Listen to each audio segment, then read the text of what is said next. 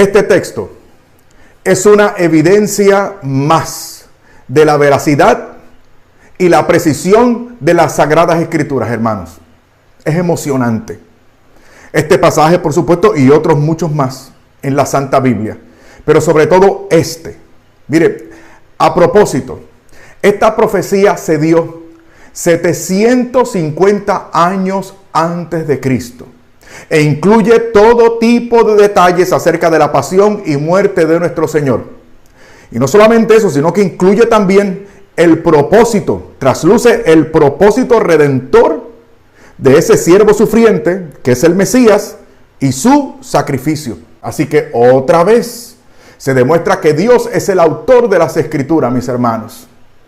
Y que Jesucristo es el cumplimiento de todas las profecías mesiánicas del Antiguo Testamento y que tiene su cumplimiento fiel y exacto en el Nuevo Testamento, específicamente en el Santo Evangelio. Esto es algo maravilloso, fabuloso, estupendo, que debe no solamente deslumbrarnos desde el punto de vista intelectual, sino que nos debe impactar para que seamos más humildes y acojamos la inspiración divina de las Sagradas Escrituras y comprendamos de una buena vez que las Escrituras no solamente nos hablan de Dios, sino que Dios nos habla a través de las Escrituras. Bueno, hermanos, aquí vamos. Primero vamos a hacer tres cositas. Primero,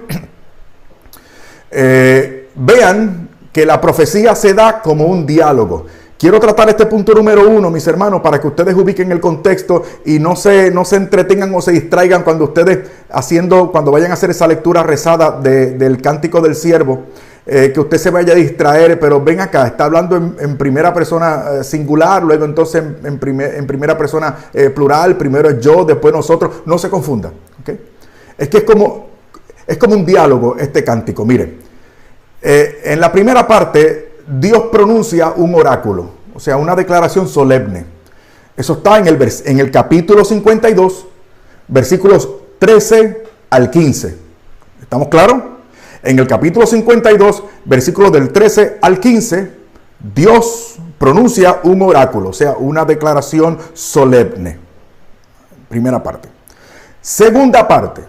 Los gobernantes del mundo toman luego la palabra en esta segunda parte del diálogo, para describir los sufrimientos del siervo. Y además como para excusarse por no haber atendido el sentido de los sufrimientos de ese siervo salvador. Esa segunda parte del diálogo está en el capítulo 53, versículos del 1 al 10. ¿Lo está viendo en su Biblia ahora mismo? Ok. Tercera parte del diálogo. Aquí concluye. ¿Okay?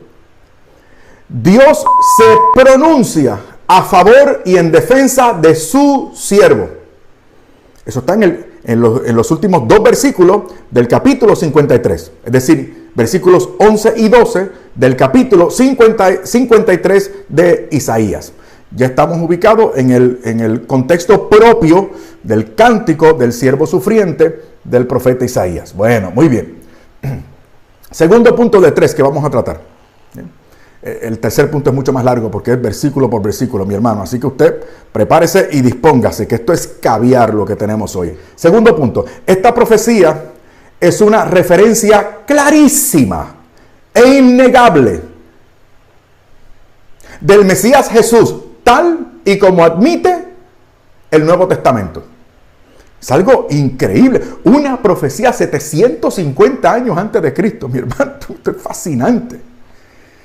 Qué maravillosa es nuestra fe, qué histórica, qué verídica, qué exacta, qué sublime.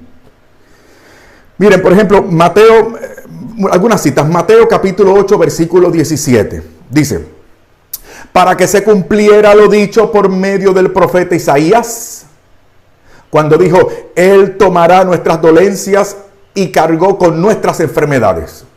Eso es una cita de Isaías 53, 4. Ahora vamos para otro evangelio. Marcos 15, 28. Marcos 15, 28. Que por cierto está citando, dicho sea de paso, el Salmo 22, que es otro salmo con una muy cristológico y que anuncia, prefigura los sufrimientos de este Mesías Salvador. Dice Marcos 15, 28. ¿Okay? Los que pasaban le injuriaban moviendo la cabeza y diciendo, y por ahí para abajo.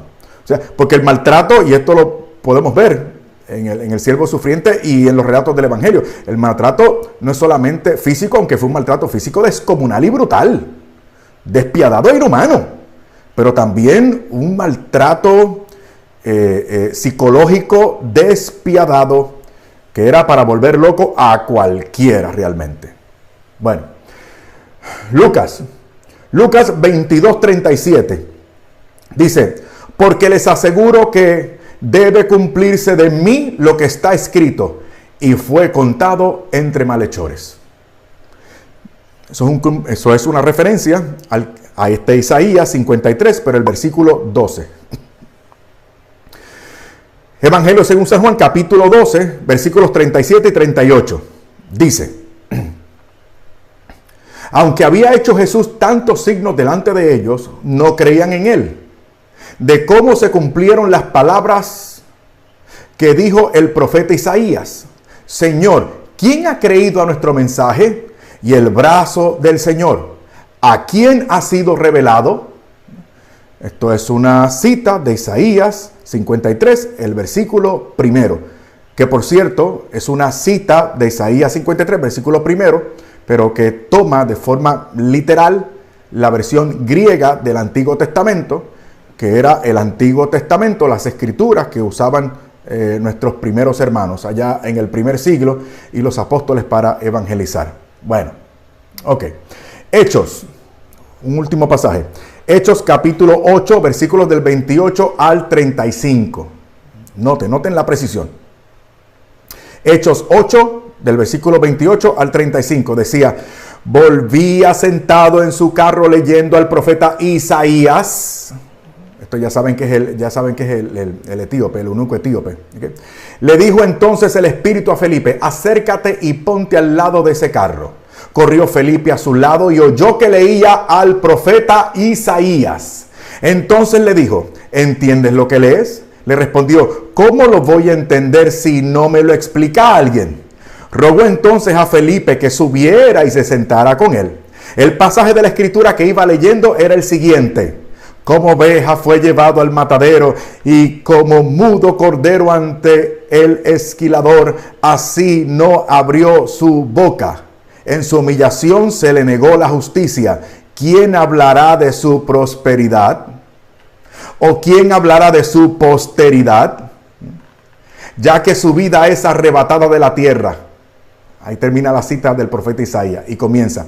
El eunuco le dijo a Felipe, te ruego que me digas de quién dice esto el profeta, ¿de sí mismo o de otro? Entonces Felipe tomó la palabra y comenzando por este pasaje le anunció el evangelio de Jesús. Por eso algunos entendidos han dicho, si no existiera el Nuevo Testamento, el capítulo 53 de Isaías o el cántico del siervo sufriente de Isaías sería suficiente para hablarnos de forma acertada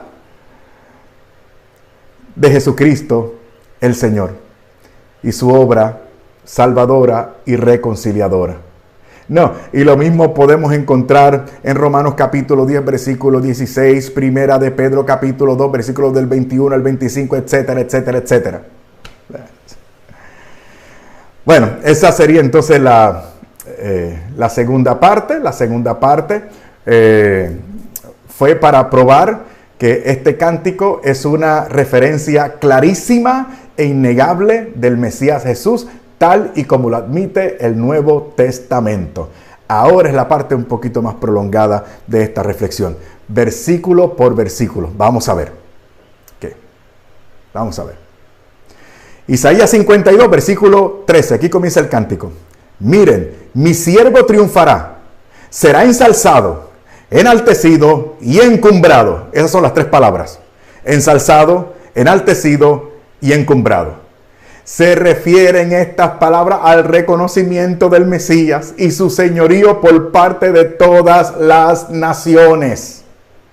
Clarísimo. Filipenses capítulo 2, versículos 9 y 10. Dice, y por eso Dios lo exaltó y le otorgó el nombre que está sobre todo nombre, para que en el nombre de Jesús toda rodilla se doble en los cielos y en la tierra y en los abismos. Está hablando de esto. Ok. Vamos para el versículo 14. Dice así, como muchos se horrorizaron de él, tan desfigurado estaba que no tenía aspecto de hombre ni apariencia de ser humano. ¿Cuáles son las palabras que llaman la atención aquí? Desfigurado y que no tenía aspecto de hombre ni apariencia humana. O sea, quedó tan maltrecho este siervo, que sabemos que es Jesucristo, por supuesto, y que hace referencia a su pasión y muerte. Y también habla de su glorificación. Ya lo hemos visto ya en el versículo 13 que antecedió a esto. Fue tan golpeado que se desfiguró. Y por eso las personas lo veían espantadas. Según reconoce luego el capítulo 53 de este mismo libro de Isaías y el versículo 2. Pero para que vean esto en el Santo Evangelio. Mateo capítulo 26, versículo 67, dice, entonces comenzaron a escupirle la cara y a darle bofetadas y a decirle, y otra vez, el maltrato psicológico. Sí, un maltrato que procuraba de forma contundente lastimar las emociones del Señor, para que se derribara, para que se rindiera. Luego Mateo capítulo 26, versículo 30, dice, le escupían y le quitaban la caña y lo golpeaban en la cabeza. Evangelio según San Juan capítulo 19, versículos del 1 al 3. Entonces Pilato tomó a Jesús y mandó que lo azotaran. Y los soldados le pusieron en la cabeza una corona de espinas que habían trenzado y lo vistieron con un manto de púrpura. Y se le acercaban y le decían, salve, rey de los judíos, y le daban bofetadas. Como le dije, maltrato físico brutal, descomunal, inhumano y también psicológico. Versículo 15 del capítulo 52 de Isaías. Dice, así él asombrará a muchas naciones. Por su causa los reyes cerrarán la boca al ver lo que nunca les habían narrado y contemplar lo que jamás habían oído. Asombrará a muchas naciones, dice ahí. San Pablo, mis hermanos, se refirió a este versículo específicamente para describir el alcance de su ministerio. En Romanos capítulo 15, versículo 21. O sea, San Pablo entendió como cumplimiento de la profecía, de lo que se decía en este versículo 15, el mismo ejercicio de su ministerio. Muy bien, vamos entonces al capítulo 53. Ya estamos de lleno ahora en el capítulo 53 de Isaías. El primer versículo dice, ¿quién dio crédito a nuestro anuncio? El brazo del Señor. ¿A quién fue revelado? Noten esta frase o esta pregunta. ¿Quién dio crédito a nuestro anuncio? Ya esta pregunta anticipa que solo unos cuantos acogerían al siervo de esta profecía y su misión redentora. San Pablo lo dice expresamente en Romanos capítulo 10, versículo 16. Él dice, pero no todos obedecieron el evangelio, pues Isaías dice, Señor, ¿quién creyó a nuestro anuncio? Hermanos, esta profecía de Isaías es realmente deslumbrante. Es deslumbrante, es innegable la inspiración divina que permea en todas las escrituras y que se hace tan evidente en este capítulo 53 de Isaías. Versículo 2. Creció en su presencia como renuevo, como raíz de tierra árida. No hay en él parecer, no hay hermosura que atraiga nuestra mirada, ni belleza que nos agrade de él. Escuchen, dice que creció en su presencia como renuevo. ¿Qué significa? Significa que aunque el Mesías sea menospreciado, es considerado y reconocido por Dios como renuevo y raíz en tierra desértica. Jesucristo el Señor vino a un mundo corrompido, un mundo sumido en pecado. Nace y crece en el seno del pueblo de Dios, que había gozado del favor de Dios, que había sido recipiente de la palabra y de la ley de Dios, o sea, de la revelación. Entonces Dios el Padre envía el cumplimiento de esa ley que ellos resguardaban con tanto celo y no lo reconocieron, pero aún así Dios lo exaltó, Dios lo reconoció, Dios lo acompañó y Dios lo glorificó. A eso es lo que se refiere este versículo 2 del capítulo 53 de Isaías. Ahora vamos para el versículo 3. Despreciado y rechazado de los hombres, varón de dolores y experimentado en sufrimiento, como de quien se oculta el rostro, despreciado, ni le tuvimos en cuenta. 3 palabras le llamaron la atención a ustedes, no se hagan. Despreciado, rechazado y despreciado. ¿Cuánto nos amó el Señor? Y cuánto nos sigue amando ahora allá arriba, intercediendo por nosotros, pendiente de nosotros. Siempre dispuesto a darnos otra oportunidad de sus hijitos. Cómo nos estamos fijando de su obra redentora. Cómo nos estamos fijando de lo que estuvo dispuesto a hacer por nosotros. Esperando a que nosotros reaccionemos a favor de y le digamos: sí, Señor, creemos en ti. Queremos acoger el beneficio de tu obra expiatoria y salvadora. Queremos reconciliarnos con tu Padre. Ayúdanos, Señor, perdónanos. Vamos a cambiar nuestra vida. Vamos a ser como tú. Para tu gloria, para tu gloria.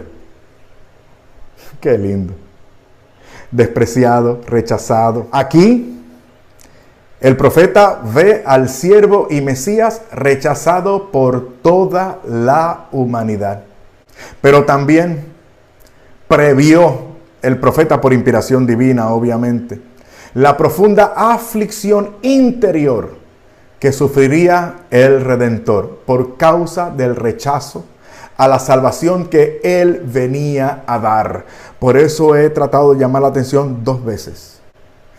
El quebranto descomunal al que fue sometido el Hijo del Hombre, Jesucristo, fue tanto físico como psicológico.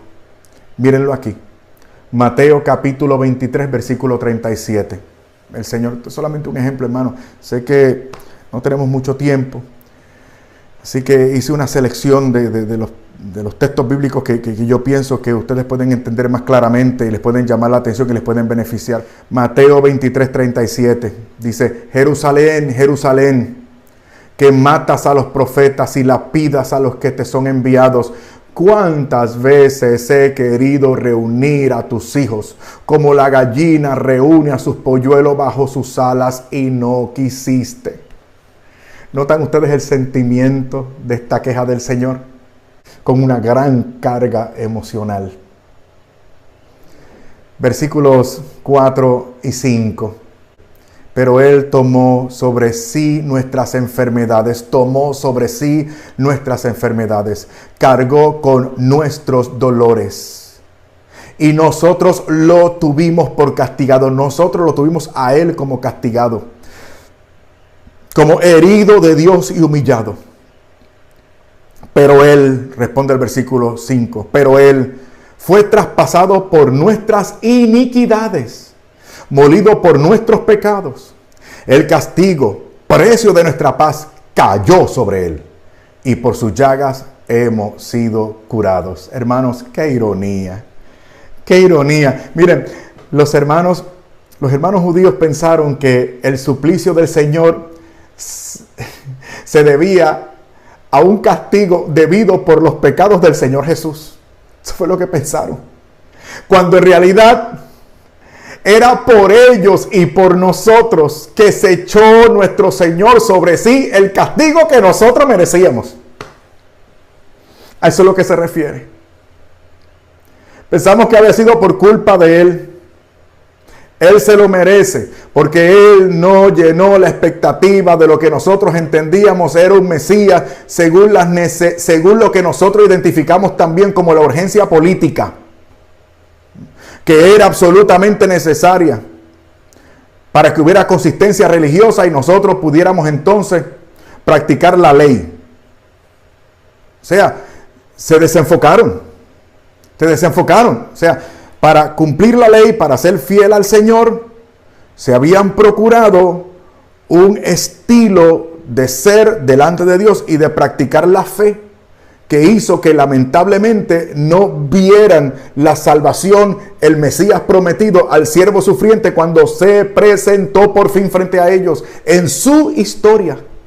Y cuando lo tenían entre ellos y lo vieron padecer, pensaron que era por las culpas y por los pecados de él, cuando era por las culpas de ellos y de nosotros y por los pecados de ellos y nosotros que el Mesías sufriente padecía y entregaba su vida. ¡Qué ironía, qué ironía! También debemos decir que otros vemos aquí la posibilidad de alcanzar alguna sanación milagrosa debido a que eso también fue provisto como uno de los beneficios de su sacrificio. Puede ser polémico según la tradición religiosa o la escuela teológica, pero yo creo en milagros, my friend. Yo no puedo negar los milagros que he visto con mis propios ojos. No los puedo negar. También el versículo citado enfatiza aquí el beneficio, y esto es importante. Aquí se enfatiza también el beneficio sustitutivo de su sacrificio. Importante. Segunda de Corintios capítulo 5 versículo 21. Vuelvo. Segunda de Corintios capítulo 5 versículo 21. Dice, a él que no conoció pecado, lo hizo pecado por nosotros, para que llegásemos a ser en él justicia de Dios. Ahí está. Versículo 7. Fue maltratado y él se dejó humillar y no abrió su boca, como cordero llevado al matadero y como oveja muda ante sus esquiladores. No abrió su boca. Por arresto y juicio fue arrebatado.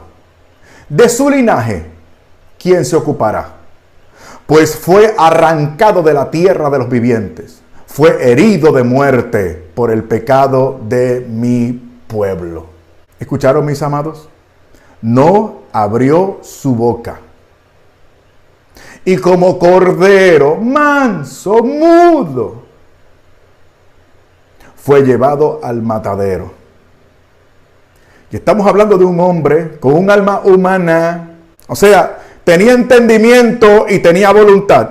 Con el entendimiento sabía lo que estaba haciendo. Y por la voluntad quiso hacer lo que era correcto y que sabía que iba a traer tanto beneficio. Esto fue cumplido por el Señor, completa y literalmente. Lo sabemos. Esta fue la porción que leía el eunuco. ¿Se acuerdan, mis hermanos? ¿Se acuerdan? Cuando lo citábamos al principio. Isaías 53, versículos del 7 al 8. Esta fue la porción del cántico del siervo sufriente que leyó, que estaba leyendo el eunuco etíope cuando Felipe terminó de explicarle el sentido verdadero de lo que estaba leyendo. Alabado sea Jesucristo. Este es nuestro libro, mi hermano. Y me da aquí mucho, aquí en la cabeza y en el corazón, esas palabras de San Jerónimo, que ya son parte de nuestra benemérita tradición. Concilio Vaticano II, en el Catecismo. Lo hemos dicho, lo hemos creído, lo hemos repetido. Desconocer las Escrituras es desconocer a Cristo. Miren cómo el eunuco etíope comenzó a conocer la Escritura a través de este cántico del siervo sufriente. ¿Y qué pasó? Se encontró con el Señor Jesús y fue bautizado y añadido a la iglesia. ¿Cómo es posible tenerle miedo a la Sagrada Escritura? ¿Cómo es posible tenerle miedo, pavor, reticencia a la voz de nuestro Padre amoroso que nos habla a través de la Escritura? La Sagrada Escritura que nos muestra el amor de Dios en Cristo. No entiendo. Bueno, mejor me callo la boca. Versículo 10. Dispuso el Señor. Dispuso. Dispuso el Señor quebrantarlo con dolencias, puesto que dio su vida en expiación. Verá descendencia, alargará los días, y por su mano el designio del Señor prosperará. Me llama la atención al principio, dispuso el Señor quebrantarlo con dolencias. Luego sobre su glorificación un poquito más luego, pero ahora dispuso el Señor quebrantarlo con dolencias. O sea, aunque el Señor no merecía morir, Dios dispuso que muriera. Mire cuánto nos ama el Señor. Hechos capítulo 2, versículo 23 dice: a este que fue entregado según el designio, si no lo oyó, lo voy a leer de nuevo. Hechos 2, 23. A este que fue entregado según el designio establecido y la presciencia de Dios, ustedes lo mataron clavándolo en una cruz. Otra frase que llama la atención de ese versículo 10 es: puesto que dio su vida en expiación, verá descendencia, verá descendencia. Esto significa dos cosas. Primero, Cristo pagó por nuestros pecados y por lo tanto nos redimió. Y además, esto quiere decir, implica, está claramente, Cristo es además la Pascua de todos los cristianos. Es nuestra Pascua para una vida nueva y santa. A eso es lo que se refiere cuando dice, puesto que dio su vida en expiación, pagó por nuestros pecados y nos redimió. Verá descendencia. ¿Qué significa verá descendencia? Significa un pueblo que acoge su obra y vive de acuerdo a esa obra. Esa es la descendencia.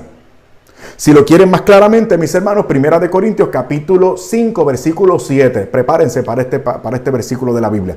1 Corintios capítulo 5, versículo 7. Dice: expurguen la levadura vieja para que sean masa nueva, ya que son ácimos. Porque Cristo, nuestro Cordero Pascual, fue inmolado, que es de lo que está hablando aquí. Luego continúa: por tanto, celebremos la fiesta. Celebremos la fiesta, no con la levadura vieja, ni con la levadura de malicia y perversidad, sino con ácimos de sinceridad y de verdad.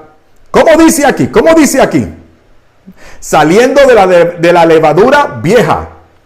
Y aquí dice que es una levadura de malicia y de perversidad. Y que seamos cristianos sinceros y de verdad. Eso es lo que dice aquí. Versículo 11. Por el esfuerzo de su alma verá la luz. Se saciará de su conocimiento. El justo, mi siervo, justificará a muchos y cargará con sus culpas. Mire qué lindo lo que dice. Justificará a muchos y cargará con sus culpas. No dice que lo justificará a todos, ¿no? Porque Él murió por todos. O sea, su sacrificio es suficiente para todos, pero es eficiente solamente para algunos.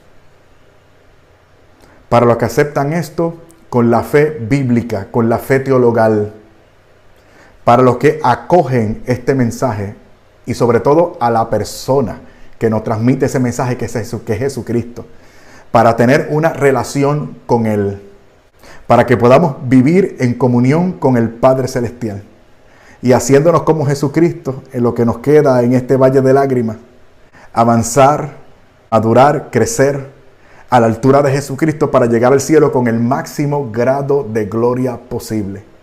Esta es la fe cristiana, my friend. Es la fe cristiana. Si la tenemos que postular en los términos que es. Yo no puedo ser irresponsable de decirte cree para que te salve. Cree para que te salve. ¿Y qué es creer? ¿Y de qué salvación estamos hablando? Mire, la fe cristiana, repito, es integrada, no fragmentada. Aquí es todo o nada. Todo o nada. Salvarte, es decir, entrar en gracia de Dios para hacer con tu vida ¿qué de ahora en adelante? Sí, porque estamos hablando si estamos hablando de salvación como el momento, o si reducimos el acto de salvación al momento en el que usted entra en gracia, entonces, ¿qué va a pasar después? ¿Acaso no dice San Pablo, me parece que sí, a los tesalonicenses, trabajen su salvación con temor y temblor, y nuestro Señor en el Santo Evangelio, el que persevere hasta el fin, ese será salvo? Es por fe, pero es una fe, según dice San Pablo en Gálatas 5:6, una fe que actúa por la caridad. Si usted lo quiere más fácil, pues, por ahí hay otros canales. Pero en esta comunidad a la que usted pertenece, y por eso le estamos suplicando, si usted quiere, suscríbase. En esta comunidad le vamos a estar diciendo, con la ayuda de Dios nuestro Señor, porque Dios nuestro, todo es gracia, le vamos a estar diciendo la verdad. Porque en esta iglesia nosotros preferimos herirlo con la verdad para que otros allá afuera no lo maten con la mentira. Versículo 11. Por el esfuerzo de su alma verá la luz. Se saciará de su conocimiento. El justo, mi siervo, justificará a muchos y cargará con sus culpas.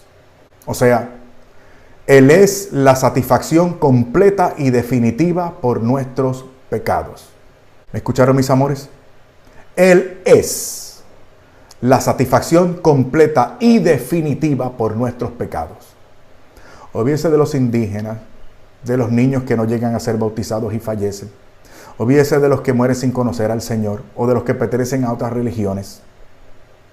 No se meta en eso, no se distraiga en eso para encontrar pretextos para eludir la responsabilidad de entregarse a Jesucristo, el Señor, el Salvador, porque a usted y a mí el Señor nos va a juzgar distinto a esa gente que no tuvieron la posibilidad histórica de conocerlo, por las razones que sean. Porque a quien mucho se le dio, mucho se le va a exigir. Y mire lo que se le está dando a usted en este momento. Dice Primera de Juan capítulo 2, versículo 2. Él es la víctima propiciatoria por nuestros pecados. Y no solo por los nuestros, sino por los de todo el mundo.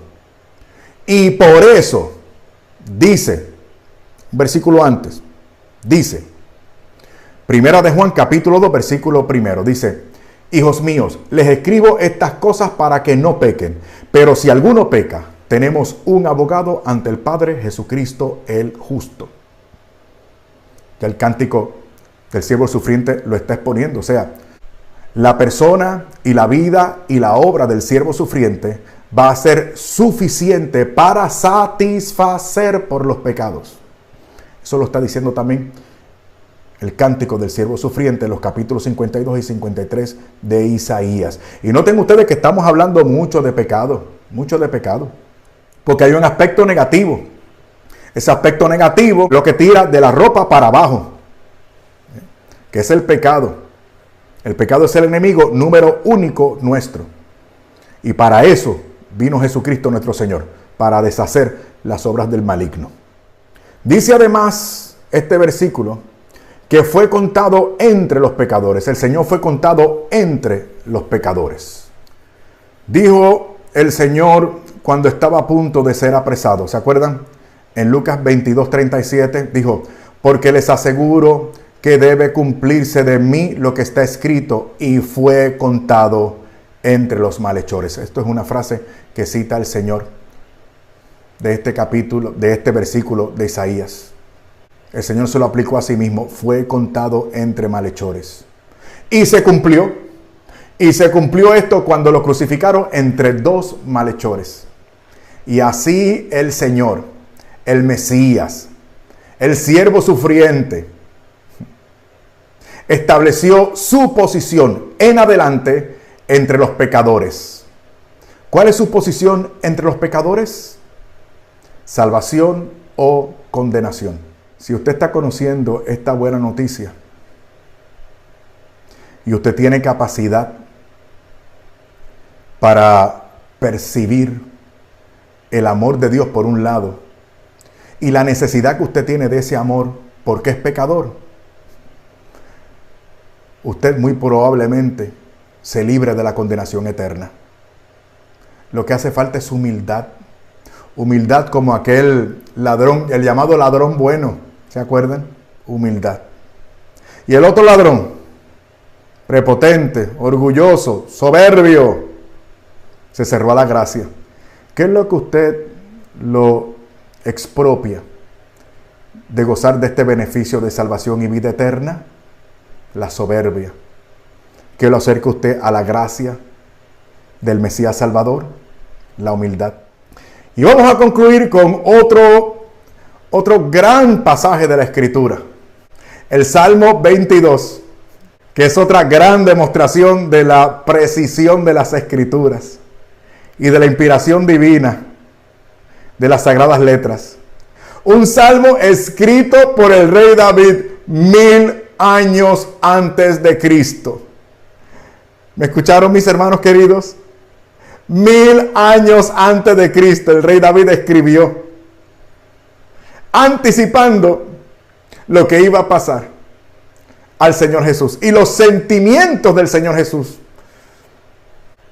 durante este proceso, el más arduo, el más complejo, el más sufrido. Vamos entonces a ir sobre este Salmo 22 y vamos a quedar perplejos ante el milagro de la exactitud de las Escrituras y del gran amor de Dios en Cristo. ¿Están listos? Escuchen. Comienza con el versículo 2. Este salmo comienza en el versículo 2.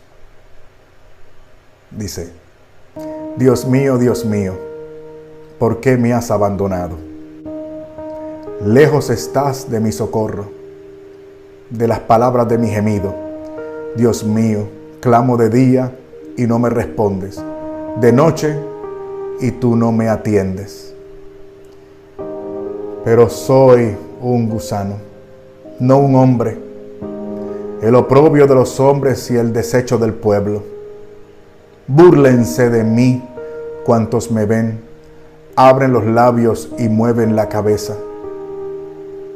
Se encomendó al Señor, dicen, líbrele, sálvele, que le salve Él, pues dice que le es grato.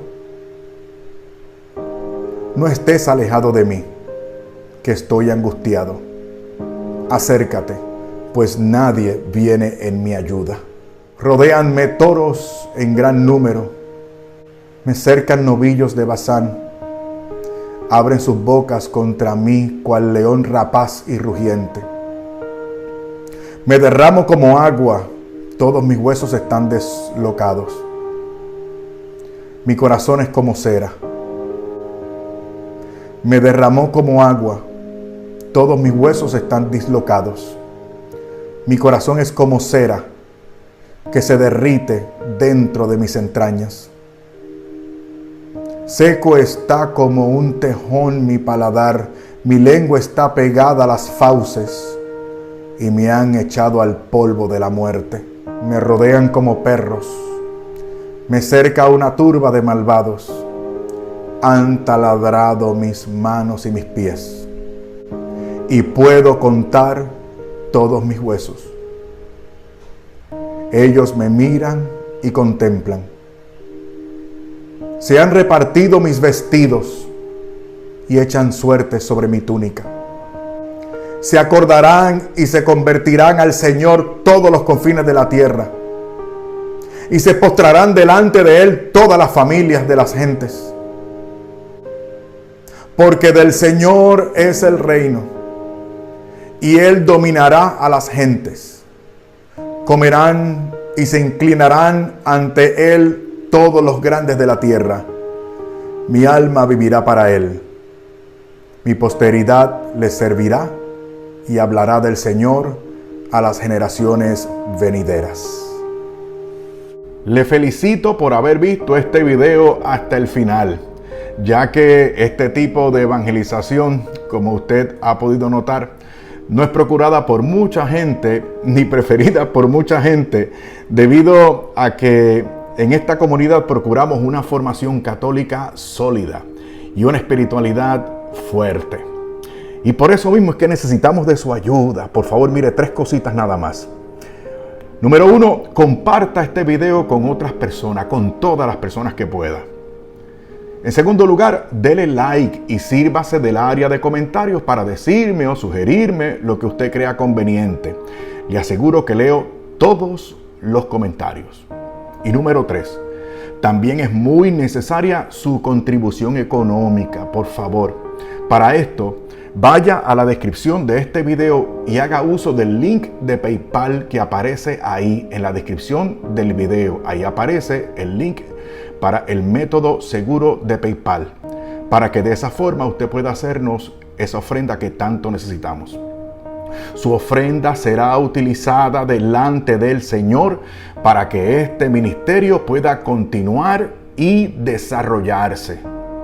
Mire, este ministerio no cobra ni monetiza este canal ni ningún otro medio de evangelización. Y de la única manera que podemos continuar es si usted me ayuda. Por favor. Muchísimas gracias. Y nos vemos muy pronto, si Dios quiere.